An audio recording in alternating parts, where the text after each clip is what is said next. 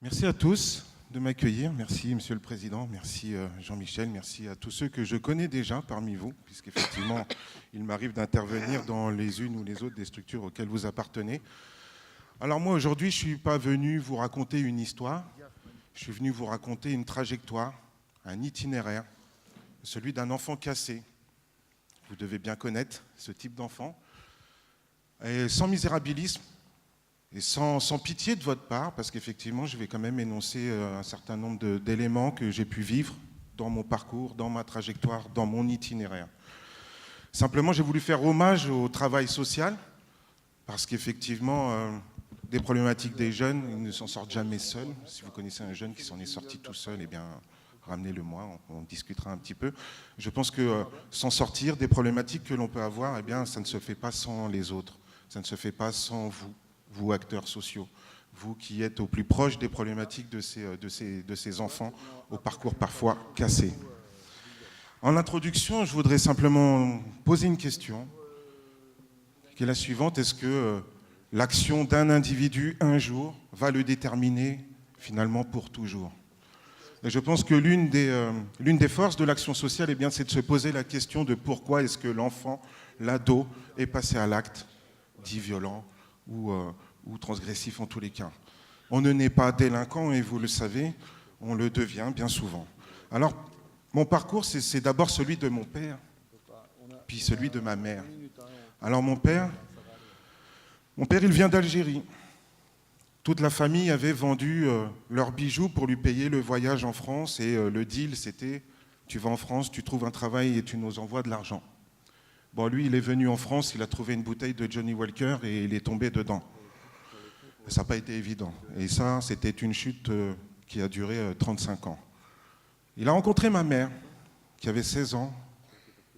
Et à 16 ans, je ne sais pas si on est pleinement conscient de qui l'on est et de qu'est-ce qu'il va nous falloir accomplir correctement, et notamment lorsqu'il s'agit d'élever un enfant. Ma mère, à l'âge de 16 ans, elle venait d'une famille assez particulière, comme on en a tous, mais la sienne peut-être encore un peu plus différente. Mon grand-père avait participé à la guerre d'Algérie et se vantait d'avoir émasculé un certain nombre d'indigènes. Ma grand-mère était donc alcoolique et il se tapait dessus assez régulièrement. Ma mère s'était dit « Je veux partir de là. Je veux partir de là, mais je veux partir de là en faisant le plus de dégâts possible. » Alors effectivement, elle est partie mineure, enceinte d'un arabe. Sauf qu'à 16 ans, ma mère n'a pas su m'élever, alors elle m'a confié à sa grande sœur qui avait été abandonnée quelques années auparavant par ses propres parents et élevée dans un couvent. Je crois que ces deux premières années de mon existence ont été les 2 années où je sens que j'ai été le plus aimé de toute ma vie.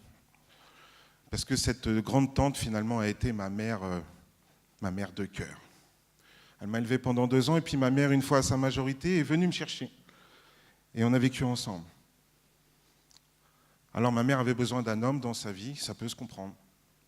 Alors j'en ai vu un certain nombre se succéder, se remplacer, se suivre, et parfois même se ressembler. Jusqu'au jour où un a décidé de poser ses valises. Ça voulait donc dire qu'il allait rester et qu'il souhaitait devenir mon beau-père.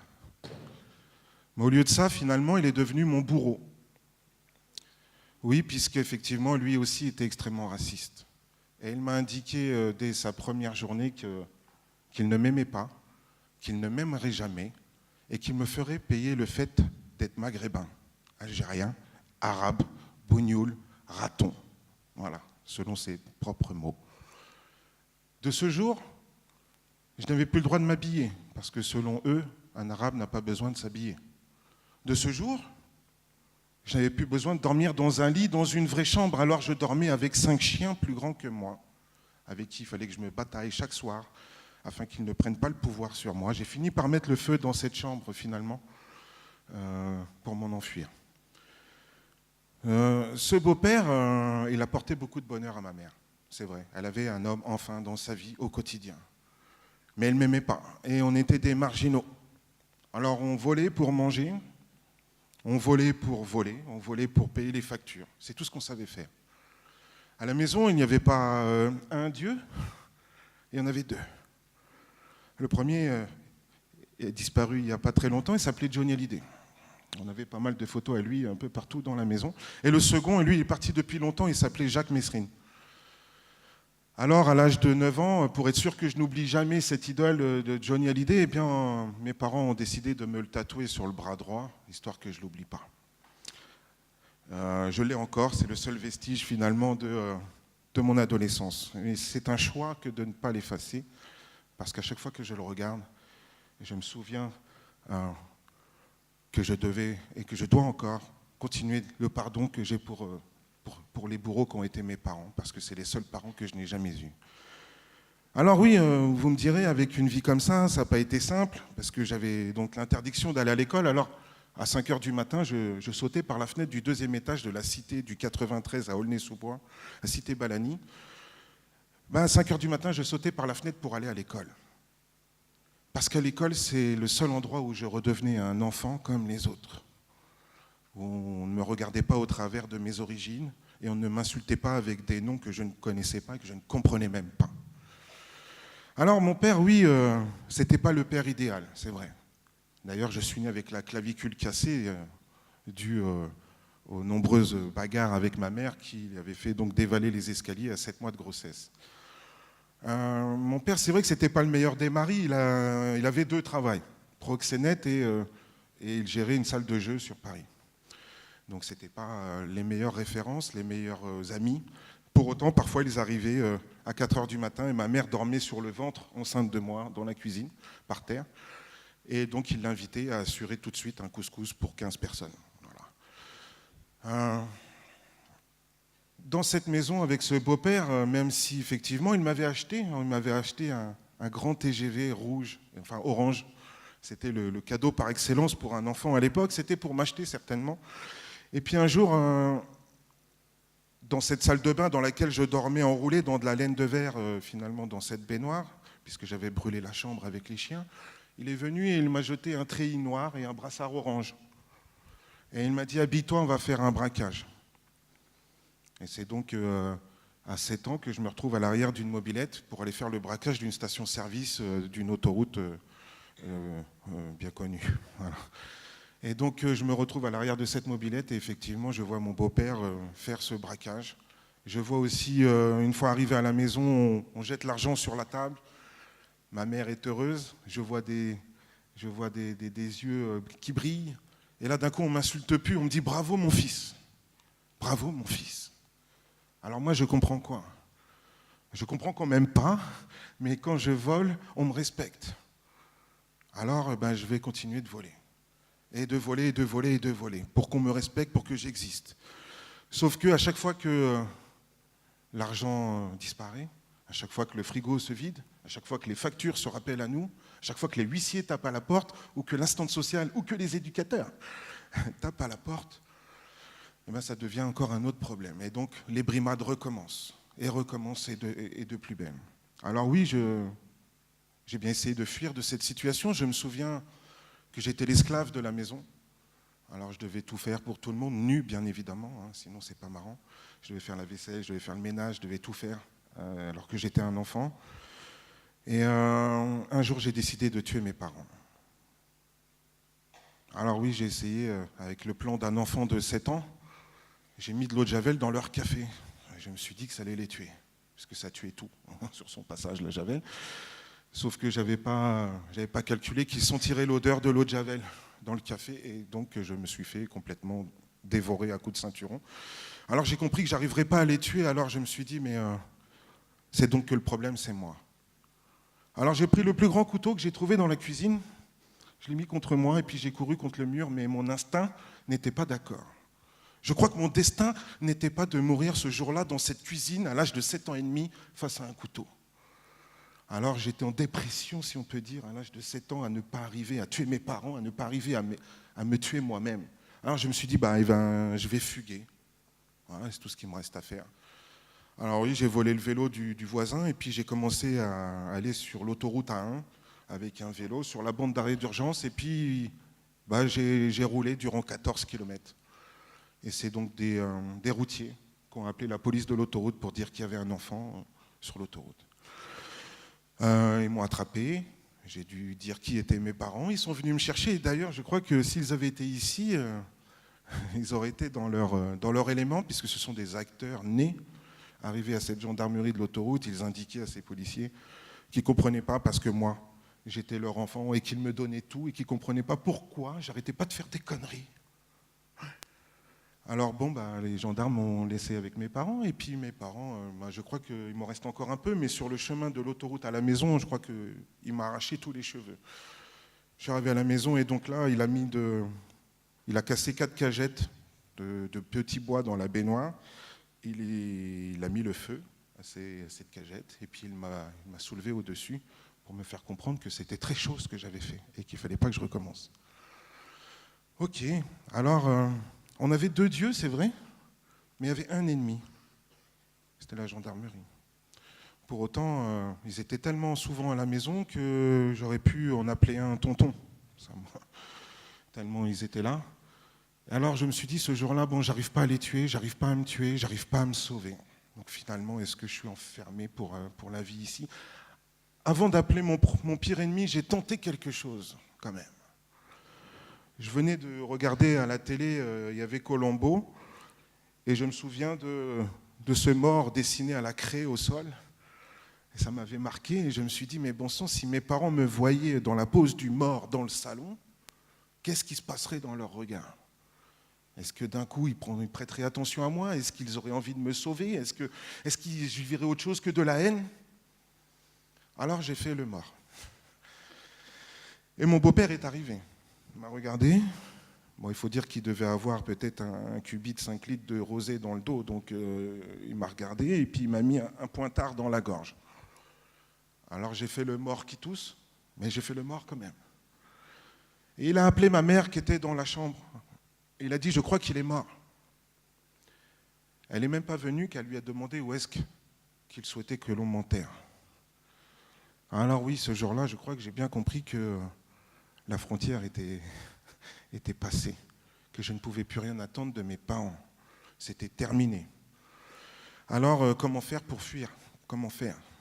Eh bien, je n'étais pas de ceux qui allaient taper à la porte d'une gendarmerie pour dire « aidez-moi ». Non, je n'étais pas de ceux-là. La culture que l'on m'avait donnée n'était pas du tout d'aller vers les autorités. Par contre, je sentais à mon âge qu'effectivement, ce serait peut-être eux qui pourraient m'aider le plus. Alors, je suis allé faire ce que je savais faire de mieux jusque-là, c'est-à-dire voler. Et je suis allé donc dans une grande surface et j'ai volé devant les vigiles en lui laissant le temps de s'organiser pour m'attraper. Et donc, quand je suis sorti, il m'a dit « Ah, j'appelle tes parents ou bien j'appelle la police ?» Et j'ai dit « Vas-y, appelle la police, toi, tu ne connais pas mes parents. » Donc, il a appelé la police et effectivement, le juge pour enfants me connaissait déjà bien, puisque voilà, j'arrêtais pas de transgresser les règles. Et là, j'avais 12 ans. Et le juge pour enfants me regarde et me dit « Écoute, ça y est, c'est trop. Donc, tu es trop petit pour aller en prison, c'est vrai. Mais tu n'es pas trop grand pour aller en foyer d'éducation spécialisée. » Ce juge pensait me punir. Mais moi, je sais qu'il m'a sauvé la vie. Je sais qu'il m'a sauvé la vie à moi et certainement aussi à mes parents. Parce que la haine que j'emmagasinais à ce moment-là me faisait oublier tout héritage. Tout héritage. Alors, j'ai commencé mes premiers foyers d'éducation spécialisés dans les centres d'action éducative et sociale des JCLT, Jeunesse, Culture, Loisirs et Techniques, dans lesquels donc, j'ai passé de mes 12 ans jusqu'à mes 17 ans et demi. Ce que je regrette finalement dans ces foyers, même s'ils m'ont sauvé, c'est qu'effectivement je me suis retrouvé ghettoisé. Je dis bien ghettoisé, qu'avec des jeunes qui avaient des problèmes comme moi. Pas moyen de me projeter, pas moyen de m'identifier, pas de brassage social. J'avais des éducateurs qui peut-être ne vous ressemblent pas, en tout cas je l'espère. Pour certains faisaient 2 mètres, 110 kilos, étaient profs de judo. Et à chaque fois qu'ils me voyaient fumer une clope, je finissais en boule dans un buisson. Je ne sais pas si c'est la meilleure technique éducative pour faire passer le message à des jeunes. Aujourd'hui, on appelle ça des contentions, on appelle ça un peu il y a plein de noms d'oiseaux pour appeler ça, mais dans le métier d'éducateur, si je puis me permettre, entre une clé de contention et une note au juge, il y a tout le métier d'éducateur. Donc je comprends aussi que le métier d'éducateur soit extrêmement compliqué, surtout quand on a des jeunes avec le profil que je pouvais avoir. Alors effectivement, je me suis retrouvé là et puis la seule chose que je savais faire, c'est être délinquants. Et comme j'étais qu'avec des délinquants, alors j'ai musclé mes compétences dans la délinquance. C'est aussi simple que ça. D'abord, on s'en prend au cadre. Et le cadre, c'est qui? C'est les éducateurs. Les cadres, ce n'est pas les murs.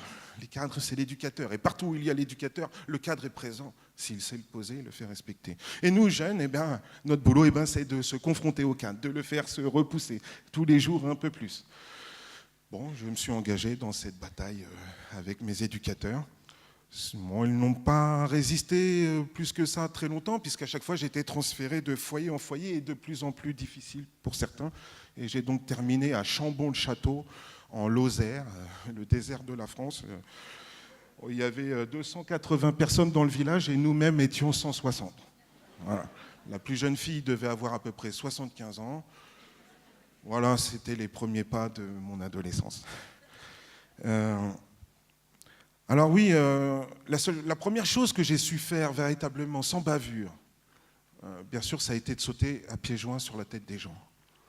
Ensuite, je regardais mes chaussures et je me disais, mais comment est-ce que je vais faire pour les nettoyer? Et je voyais ces jeunes qui, à 18 ans, sortaient du foyer. Certains étaient suivis, jeunes adultes jusqu'à 21 ans. Aujourd'hui, c'est terminé. C'est bien dommage. En tous les cas, moi qui avais 16 ans à l'époque, je me suis dit, mais bon sang, moi aussi, je vais sortir. Et qu'est-ce que je vais devenir? Parce que tout ce que je sais faire, c'est voler, c'est braquer, c'est cambrioler et c'est être ultra violent avec mes semblables. Alors je vois bien que ça ne va pas fonctionner dehors. Je ne savais pas ce qu'était la prison, mais je savais que fatalement, j'allais certainement y passer au vu de mon parcours. J'étais enfermé dans un fatalisme absolu. C'était un passage obligé pour un jeune comme moi. Mais quand même, si je pouvais l'éviter, ça aurait été sympa. Alors j'ai réfléchi, puis à 16 ans, je me suis dit, mais c'est bien sûr. Si je veux continuer d'être violent sans que ça se retourne contre moi, qu'est-ce que je peux faire? Déjà, je vais demander à me faire émanciper, histoire de me barrer plus vite que prévu. Ensuite, je vais m'engager à l'armée. Ben ouais, l'armée, c'est le permis d'être violent. On va me payer pour que je tue des gens, on va me payer pour que j'ai des armes, on va me payer pour que je sois violent. Dans ma caboche de 16 ans et demi, c'était ça, le plan. Je vais peut-être oublier de vous dire aussi qu'à l'âge de 12 ans, je suis donc au foyer et je joue au baby-foot avec un autre jeune. Et un éducateur rentre et demande Karim Mokhtari. Moi, j'ai 12 ans et Karim Mokhtari, je ne le connais pas. Je m'appelle David Massola à l'époque. Rien à voir. Et donc l'éducateur, il vient vers moi, bien intentionné, mais une grande claque dans la gueule et il me dit, écoute-moi bien, quand je t'appelle, tu me réponds. Je dis, moi, je veux bien, mais appelle-moi par mon prénom. C'est mieux, quand même. Et il va dans son bureau et revient avec une fiche d'état civil. Karim David Mohamed Mokhtari. Ma mère était aux frontières du déni concernant mes origines. Elle a tout mis de côté et c'est un éducateur qui m'a expliqué que j'étais Karim Mokhtari et qu'effectivement, j'étais certainement issu de l'immigration de mon père et qu'effectivement, j'étais un maghrébin. Voilà, à consonance, c'est tout. Et donc là, à l'âge de 12 ans, est arrivée une espèce de quête culturelle, identitaire. Je voulais savoir d'où je venais, qui était mon père. Et maintenant, je comprenais toutes les insultes de ma mère, qui disait que j'avais la gueule de mon père et que je lui avais gâché la vie. Mais moi, je ne devais rien demander. Mais merci quand même de m'avoir donné la vie. Parce que maintenant, je suis ici, aujourd'hui, face à vous, et on peut échanger. Cette quête identitaire, elle m'a travaillé au corps, très longtemps. J'avais zéro réponse de mes parents. J'avais zéro réponse des éducateurs. Les pauvres ne pouvaient pas comprendre, ne pouvaient pas savoir. Ce n'est pas eux qui vont faire. Ils ne vont pas revenir sur le fil de ma généalogie. Donc, je suis resté avec ça, sur les épaules, et ça a été extrêmement dur. Ça a contribué aussi finalement au niveau de violence qui était le mien, parce que j'étais complètement égaré. Je crois que j'étais en errance, en déshérence. Alors les frontières, là, je ne les voyais même plus. Pour moi, tout était plat. Tout était pareil. Mais j'avais ce rêve dans ma tête de me dire, je veux sortir de là et je veux faire ma vie, je veux être libre, indépendant. Alors j'ai demandé à me faire émanciper. Ça a été accepté. Et à 17 ans et demi, j'avais 18 ans. J'ai gratté 6 mois. C'est déjà ça. L'éducateur m'a dit une chose dont je me souviendrai toute ma vie. Au moment où il devait me donner mes papiers d'identité et tous mes effets personnels pour que je sorte, il m'a dit, toi, avant tes 19 ans, tu es en prison. Je lui ai donné un nom d'oiseau et je lui ai dit de me donner mes papiers. Et je suis parti. Il avait raison. Alors je pars à l'armée, ouais. Je me suis engagé dans l'armée de l'air. À la base aérienne 114 de la base de Aix-les-Milles à Aix-en-Provence. J'étais le militaire par excellence. J'acceptais l'autorité. C'était pas un éducateur, c'était un sauveteur en mer, mon instructeur. Le gars, il saute de 40 mètres en hélico pour sauver des gens dans l'eau. C'était pas un éducateur qui me jette, qui me dit vas-y, tu sors de ta chambre, dépêche-toi, et qui me regarde à travers ma délinquance ou mon niveau de dangerosité. C'était quelqu'un voilà, que je respectais parce que je l'avais vu sauver des gens. Et même si parfois il ne mettait pas la forme, dans ce qu'il me disait, eh ben, je l'écoutais quand même. Alors j'étais l'homme de base dans ma section. Je faisais mon lit en carré, en triangle, en ovale, comme il me le demandait. Je changeais mon arme, je la démontais, je la remontais nickel. J'étais le premier sur la place d'armes, au lever du drapeau. Et puis, sur mon chemin, du foyer à l'armée, j'ai rencontré une petite amie. Ouais. Alors, on s'est roulé par terre et je lui ai mordu l'oreille. Et puis, elle m'a appelé, elle m'a dit qu'elle était enceinte. Voilà. Ça faisait déjà 8 mois que j'étais à l'armée. Alors, elle est enceinte. Donc, je vais être papa. Donc, qu'est-ce que je fais là? Alors, je me fais réformer de l'armée pour assumer mes responsabilités. Sauf que être père, moi, quand je me rappelle comment on a été père avec moi, c'est compliqué. Pour autant, je me sens appelé par cette responsabilité d'être père. Alors, je me fais réformer, je vous passe les détails.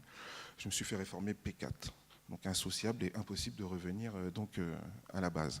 Mais je m'en fous parce que je vais être papa. Et c'est tout ce qui comptait pour moi. Et je remonte d'Aix-en-Provence jusqu'à dans le 95, je tape à la porte de cette belle famille. La maman sort et me dit « Ah, je sais pourquoi tu es là. Tu aurais dû venir la semaine dernière parce qu'on l'a fait avorter.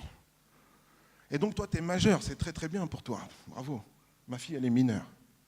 Et donc si tu tournes autour, ça s'appelle détournement de mineur. Donc je ne veux plus voir ta gueule ici, excusez-moi de l'expression. » À ce moment de ma vie, il ne me reste plus beaucoup d'options en fait. Je ne peux pas revenir à l'armée, je ne peux pas forcer la porte de cette famille. Eh ben, il me reste qu'à revenir dans ma famille. Alors j'y vais en marche arrière, mais j'y vais quand même. J'y vais et je trouve une maman seule avec 4 enfants. Excusez-moi de l'expression, pieds nus, cul nu. Mon beau-père est en prison parce qu'il braque des armeries et qu'ensuite il vend les armes à des équipes de braqueurs. Le frigo est vide, il n'y a pas de lumière, on est en dette, surendetté de tout. Bon. Je sais que ma mère ne m'aime pas. À ce moment de ma vie, ce n'est pas le sujet. C'est moi qui suis le grand. C'est donc à moi de ramener de l'argent. Alors, moi, ramener de l'argent, ce n'était pas trouver une formation, ce n'était pas faire un service civique, ce n'était pas avoir un emploi. Non, c'était faire ce que je savais faire depuis toujours, c'est donc voler. Et je sors de chez mes parents et puis je marche un peu en réfléchissant à ce que j'allais faire. Est-ce que j'allais traîner une vieille dame sur 20 mètres pour lui prendre son portefeuille ou est-ce que j'allais faire autre chose? Et puis là, je rencontre un autre jeune qui sortait du foyer, lui aussi, et que j'avais croisé 2 ans auparavant et qui avait hérité de la mort de son grand-père et qui, du coup, avait investi tout dans les stupéfiants. Voilà. Et donc, je lui demande de me dépanner un peu de stupéfiants, histoire que je me refasse et que je paye les factures de la maison. Et là, il avait dû prendre des stupéfiants. Et il me dit qu'il n'est pas mon père pour me dépanner de l'argent ou bien des stupéfiants. Et donc c'est à ce moment-là que je décide de le braquer, lui et ses stupéfiants. Je ramène un ami à moi, qui est dans la même galère. Il ramène son cousin. Et on part pour le braquage d'un grossiste de stupéfiants en pleine transaction. Chose qui se fait de manière classique dans le milieu du banditisme ou autre. Et on est arrivé, on a défoncé cette porte, oui, on a mis tout le monde en respect et puis un coup est parti. Et ce soir-là, un homme est mort. Une mère a perdu son fils, un enfant a perdu son père. Et nous étions 3 jeunes de moins de 20 ans dans cet appartement. Moi, je n'ai pas vu le coup partir, j'étais dans la cuisine. Quand je suis arrivé, c'était arrêt sur image dans le salon avec un homme, la tête explosée au sol. Et donc j'ai lancé la dynamique, il faut qu'on s'en aille. S'en est suivi une course-poursuite avec les véhicules dans la ville, puis une fusillade. On a fini par réussir à se cacher, puis j'ai demandé ce qui s'était passé, et on m'a dit, je ne sais pas, le coup est parti, il est mort. Ok. On a partagé ce qu'on avait à partager, et le lendemain, quelques heures plus tard, j'ai envie de dire, Je crois que toute la police de la ville était chez moi. Et là, je me suis retrouvé à genoux avec une paire de menottes aux pieds et aux mains, avec une chaîne qui reliait les deux. Une vingtaine de gendarmes qui font une perquisition avec des cagoules, puis 2 autres qui me tiennent en respect avec des fusils à pompe. Ma mère sort à 6h04 et demande ce qui s'est passé et les gendarmes disent « Votre fils a tué un homme ». Moi, je sais que ce n'est pas vrai. Et je dis à ma mère qu'on verra ça à la garde à vue. Première garde à vue de ma vie qui a duré donc 96 heures. Pendant les 24 premières heures, je nie tout en bloc, hein, c'est le principe. Hein. Et au bout de 24 heures, un gendarme m'indique qu'il va me présenter quelqu'un et que si je le connais, ben, je vais être en difficulté. Et si je ne le connais pas, on continuera de discuter. Et il me ramène donc cet ami que j'avais appelé pour participer à ce braquage. Et il me dit, écoute Karim, ils sont au courant, tu n'as pas fait exprès, le coup il est parti, tu l'as tué. Bon. C'est compliqué pour moi à ce moment-là, sachant que je n'ai pas fait ce qu'il est en train de dire. Je te demande à réintégrer ma cellule de garde à vue, je réfléchis, et puis 3 heures plus tard, je constate que tous les 3, on est là. Et donc confrontation, les 2 disent que j'ai tiré. Heureusement, expertise balistique, on nous a tamponné les poignets. Les 2 avaient de la poudre, et moi je n'en avais pas. Pour quelqu'un qui a tiré, si tu n'as pas de poudre, c'est compliqué. Et donc je sors de cette garde à vue avec 2 chefs d'inculpation. Le premier, instigateur d'un vol à main armée, et le second, commanditaire d'un assassinat, puisqu'ils ont changé leur version et ont indiqué que je les avais payés pour le tuer. Je me retrouve devant cette prison d'Amiens, dans un camion cellulaire au bout de 96 heures de garde à vue, et il faut savoir qu'à cette heure de ma vie, j'étais en addiction de 2 choses. La première, la violence. Il fallait que je tape quelqu'un dans la journée. Et la deuxième, le cannabis. Il fallait que je fume à peu près 10 grammes par jour, sinon je n'étais pas bien. Et là, ça faisait quand même quelques jours que je n'avais rien fait des 2. Et donc j'arrive dans mon camion cellulaire devant la prison, et avant que la grande porte s'ouvre pour qu'elle vous avale complètement, il se passe du temps. Donc on vérifie que vous êtes bien qui vous êtes et que vous deviez bien venir ici. Eh bien, il y a quelque chose qui m'a rassuré au-dessus de cette prison. C'est la même chose que j'avais vu au-dessus de cette école, c'est-à-dire ce drapeau français. Ce drapeau-là qui me disait que dans cette classe, je redevenais un enfant. Alors je ne savais pas ce qui se passerait derrière ces murs, je sais bien. J'en avais pas peur, en même temps, j'appréhendais pas. Je ne savais pas vraiment. Mais là, une seule chose était sûre, c'est qu'il y avait ce drapeau. Et puisqu'il y avait ce drapeau, alors je me suis dit que tout ce que mes parents avaient loupé, peut-être ici, je retrouverai tout ce qu'ils devaient faire pour moi. Peut-être que tout ce que mes éducateurs avaient loupé, peut-être que je le trouverai là-bas. Et puis la porte s'est ouverte, le camion est entré. J'ai donné mon nom, ils m'ont donné un numéro, et j'ai dû me mettre nu devant un inconnu. Tel a été le choc carcéral. Puis ensuite enfermé dans des cellules d'arrivants, observé par des inconnus. Et quand je vous dis observer, c'est observer en profondeur. Ensuite, il y a toute une batterie à l'infirmerie, où il faut qu'on vous regarde dans toutes vos coutures. On a même inséré un coton-tige de 7 cm dans mon urètre pour voir si j'avais des pratiques sexuelles particulières. Heureusement, aujourd'hui, ça n'est plus le cas. On a d'autres techniques, a priori. Et puis là est arrivé le choc carcéral parce qu'effectivement, on me propose une cellule de 9 mètres carrés avec 2 lits superposés et 2 matelas au sol. Autrement dit, il reste une place, c'est pour un matelas entre le matelas et la porte et les toilettes à ciel ouvert, bien évidemment. C'est normal, on est beaucoup dedans. Je refuse immédiatement parce que j'ai dormi avec des chiens toute ma jeunesse. Il était hors de question que je dorme avec des rats, des punaises et des cafards, même pour un acte que j'avais posé. Je demandais à rester un homme. On m'a dit non. Il y a la surpopulation. J'ai dit, ah ouais? Eh bien, moi, je ne rentre pas. Il m'a dit, c'est ça ou le mitard? J'ai dit, c'est quoi le mitard? Il m'a dit, t'es tout seul, t'es tout nu, t'es dans le noir. J'ai dit, quoi? Je suis tout seul. J'achète. Donc, les 15 premiers jours, je les ai fait au mitard pour non-acceptation d'intégrer la cellule et insulte à un agent quand même. Voilà. Et puis là, ma peine a commencé. Mon enfermement a commencé. Parce qu'il faut comprendre que l'enfermement représente la peine aujourd'hui en France. Il ne fait pas partie de la peine. Représenter la peine, c'est bien plus dur que d'en faire partie. Et là, ça a été 3 ans de mandat de dépôt criminel, où il a fallu que je me défasse de ce premier chef d'inculpation, qui était celui d'un commanditaire d'assassinat. Et moi, je n'avais payé personne pour tuer personne.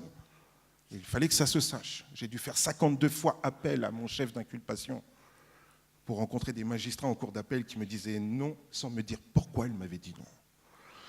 Ils pensaient que je demandais une liberté provisoire, je demandais simplement à ce que l'on révise mon chef d'inculpation. Et au bout de la 52e fois, il me dit « Monsieur Mokhtari, vous savez qu'on ne vous sortira pas ». J'ai dit « Mais Monsieur le Président, vous savez que je ne veux pas sortir. Je veux juste la vérité. Je n'ai payé personne pour tuer personne et ça, je veux que ça le sache. Et si je dois payer quelque chose, c'est quelque chose en conséquence avec l'acte que j'ai posé. Il n'y a aucun problème là-dessus. » Au bout donc de ces 52 semaines, mon chef d'inculpation, commanditaire assassinat, a été levé et j'ai gardé celui d'instigateur de vol à main armée ayant entraîné la mort sans intention de la donner avec usage et menace d'une arme à feu de catégorie 4. Très très bon intitulé. La vie en maison d'arrêt, c'est quelque chose d'extrêmement compliqué. Je ne veux pas transformer les auteurs en victimes, ce n'est pas du tout mon propos. Je ne veux pas faire l'apologie de la délinquance ou de la criminalité, mais quelque chose m'a choqué dans cette institution. Et je pensais que tout ce qui était interdit à l'extérieur devait l'être par là même à l'intérieur. J'ai jamais vu autant de drogue au centimètre carré, quelque part. J'ai jamais vu autant de violence au centimètre carré, quelque part. Le temps devient violence. Chaque seconde qui passe devient violence. Les murs se rapprochent tous les jours un peu plus. Et c'est ça qui fait la dureté de la peine. Alors peut-être que c'est dans la philosophie, celle de s'expier de ses péchés, d'être dans un châtiment, dans une réponse émotionnelle à l'acte que l'on a posé.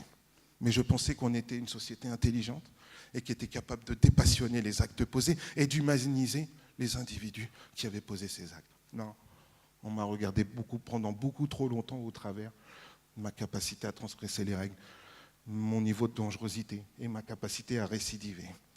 Dans 9 mètres carrés, je vais mettre tout le monde ici au défi de s'amender.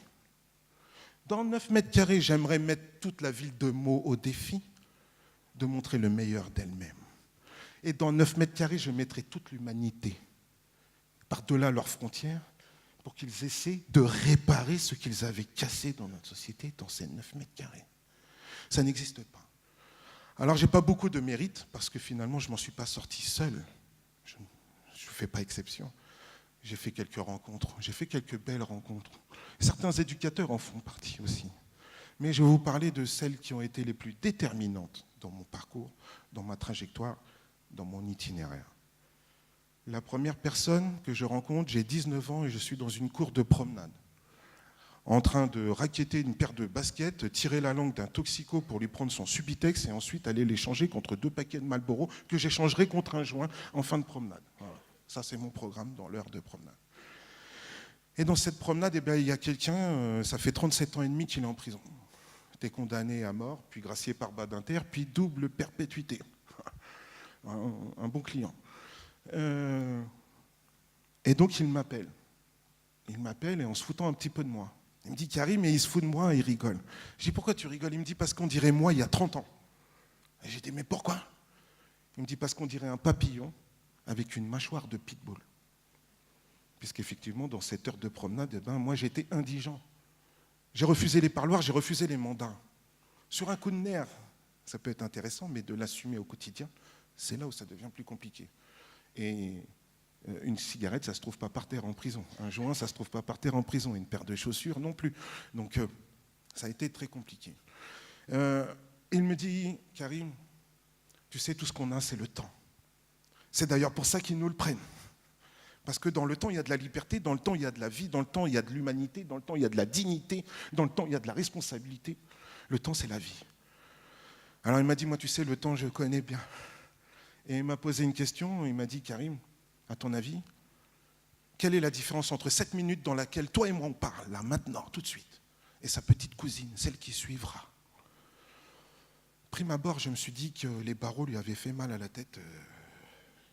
Et puis, une fois que je me suis retrouvé au mitard pour 2 fois 45 jours, pour avoir voulu mener une action citoyenne, parce que lorsque vous êtes dehors et qu'il y a quelque chose qui ne vous convient pas, à vous demander l'autorisation d'utiliser l'espace public à la préfecture, vous organisez une manifestation, on écrit des banderoles, et c'est pas bien, qu'est-ce qui se passe? C'est ça. Ok, c'est très bien, c'est un droit, il faut. En prison, ça n'existe pas. Donc un mineur qui crie à la fenêtre de son mitard qu'il va se suicider, et que ça ne touche personne dans la détention, à part ceux qui sont en promenade et qui sont majeurs, et qui refusent de réintégrer la détention tant qu'on n'aura pas sorti ce mineur du mitard, pour moi, c'était une action citoyenne. Alors effectivement, on a demandé l'autorisation à personne, parce que personne, de toute façon, n'aurait envie de nous écouter. En tous les cas, cet acte-là m'a coûté 2 fois 45 jours de mitard. Pourquoi 2 fois? Parce qu'effectivement, avec les recherches de santé, psychologiques, etc., on s'est rendu compte qu'au bout de 30 jours d'isolement total, la folie vient vous caresser les oreilles. Donc du coup, on vous met 45 jours au mitard, 3 jours à l'isolement, et puis ensuite vous repartez 3 jours pour le reste. À ce moment-là, j'ai compris tout ce que je pouvais faire dans 1 minute. Je pouvais décider de considérer tout le monde comme des ennemis. Je pouvais avoir envie de me venger. Je pouvais nourrir ce dragon violent qui crache du feu en moi. Mais je pouvais aussi décider d'y faire ma vie, ma réinsertion, mon avenir, la réparation de l'acte que j'avais posé. Parce que pour ne pas être plus chronophage que cela, le jour où la présidente de la cour d'assises a dit 10 ans de réclusion criminelle et 290 000 francs d'amende, est-ce que vous avez quelque chose à rajouter? Mes 2 complices n'ont rien demandé. Moi, j'ai dit oui, madame la présidente, avec tout le respect que je vous dois, à vous, aux jurés, au procureur, à la famille des victimes et à tous les curieux qui sont venus voir ce que nous avons fait ce soir-là. Madame, les 10 ans, je vais les faire parce que c'est la loi. Madame, l'amende, je vais la payer parce que c'est la loi. Mais laissez-moi rajouter quelque chose dans la balance de votre justice. Soyez certaine, madame, que je vais m'en sortir. Et soyez certaine d'une chose encore, c'est que je ferai tout pour réparer ce que j'ai cassé dans la société. Ça, c'est l'itinéraire de cet enfant cassé. Et ensuite, je suis sorti en conditionnel, il ne me reste plus beaucoup de temps. 10 minutes après qu'on m'ait proposé, qu'on m'ait donné ma conditionnelle, la porte s'est ouverte et un homme est venu me chercher, un ancien détenu. Et sur le chemin de la maison d'arrêt de Nantes jusqu'à la gare de Nantes, il m'a proposé de braquer un Brinks dans 10 jours. Alors que moi, je sortais en contrat emploi consolidé, 30 heures semaine, ma femme était enceinte et j'allais habiter dans une résidence sociale pour les anciens détenus. 720 balles par mois, je ne sais pas vivre avec, je le sais. Mettre un pain de plastique à l'arrière d'un fourgon blindé, je sais le faire. Mais pour tout ce que j'ai dit à la présidente de la cour d'assises, pour tout ce que j'ai dit à la mère de cet homme qui est mort ce soir-là, pour tout ce que j'ai dit à cette femme qui m'a rencontré par correspondance et qui est mon épouse aujourd'hui, et pour tout ce que je me suis dit à moi dans ce morceau de miroir collé au dentifrice sur mon mur, dans lequel je ne me voyais même pas en entier. Mais je m'y suis vu assez pour me faire cette promesse. Je ne reviendrai jamais dans cette prison, dans ces prisons. Et je vais... Et pour terminer, j'ai commencé ma peine le jour de ma libération. Notez bien l'antinomie.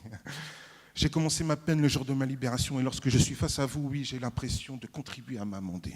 Lorsque je suis avec une équipe éducative et que l'on analyse leurs pratiques pour demain, qu'ils puissent traiter le passage à l'acte violent d'un jeune autrement qu'avec une clé ou un coup de téléphone, alors oui, j'ai l'impression de m'amender. Et lorsque je vais dans un quartier populaire, voir des gars avec des cagoules et des bonbonnes de cocaïne, et que je viens leur parler du service civique et de l'engagement citoyen, j'ai l'impression de m'amender plus que dans mes 9 mètres carrés.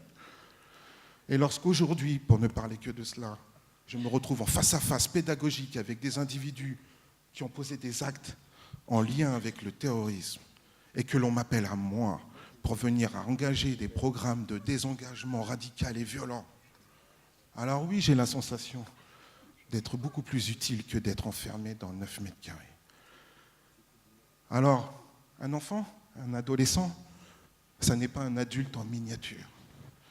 Ce sont des adultes en devenir. Et il me semble que l'une des finalités de l'action sociale, c'est de traverser toutes les frontières pour essayer d'insuffler dans cet enfant, dans ce jeune, dans cet ado, dans ce délinquant, la notion de responsabilité. Parce que j'étais en colère la moitié de ma vie. Et depuis que je sais que je suis responsable, cette colère, eh bien, je l'utilise autrement. Avant, je l'utilisais pour prendre ce qu'il y avait dans la poche des gens. Eh bien, aujourd'hui, je la prends pour leur donner la main et aller plus loin. Avant la prison, pour me battre, j'avais 2 choses. Mes crocs et mes griffes. Et depuis la prison, j'ai tout de nouveau 2 choses. Mon cœur et les mots. Et j'ai percé des armures bien plus épaisses que tous les murs que j'ai rencontrés durant ma détention. Et j'ai fait 15 établissements pénitentiaires sur l'ensemble de mes 70 mois de détention. Alors si je suis là aujourd'hui, c'est qu'effectivement il y a volte-face. Qu'effectivement, aujourd'hui je suis formateur. J'interviens auprès d'éducateurs. J'interviens auprès de surveillants pénitentiaires. J'interviens sur des programmes, des directions interrégionales des services pénitentiaires. J'interviens même à l'École nationale de la pénitentiaire. Donc aujourd'hui, oui, j'ai convaincu par l'exemple que le changement était possible. Et alors, pour vous, si l'action sociale est un idéal, laissez-moi vous le dire, pour avoir été des deux côtés de la porte, l'idéal, ça s'atteint d'une seule manière, par l'action. Je vous remercie.